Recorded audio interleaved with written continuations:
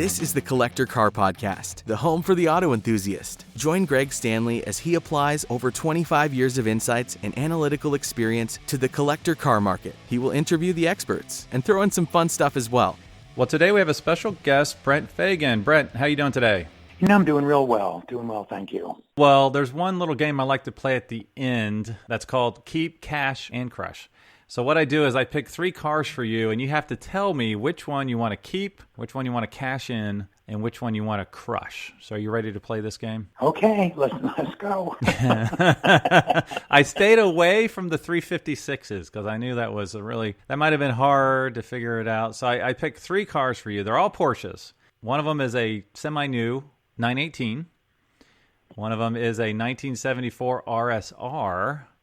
And then the third one is the very first 901 Porsche. Which one would you keep forever? Which one would you cash in? And which one would you crush? It's meant to be difficult. No, it really isn't difficult for me. Anyway. Oh, it's not? Okay, no, cool. I'm also the the Porsche historian for Ohio Valley region, and Awesome. So I have a great time. Every meeting I present some topic about the history of Porsche. So which one would I keep forever? Yes. Oh my gosh, that one's hard. The Crusher, I hate to say it's the 918. I knew it was going to be the 918 because there's not one new car in your collection.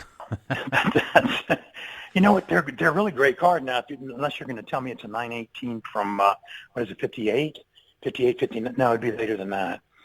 Anyway, from that era. So no, it's not. So now Right. I'm down to a 73 RS and the first 901. Yes. I think I'd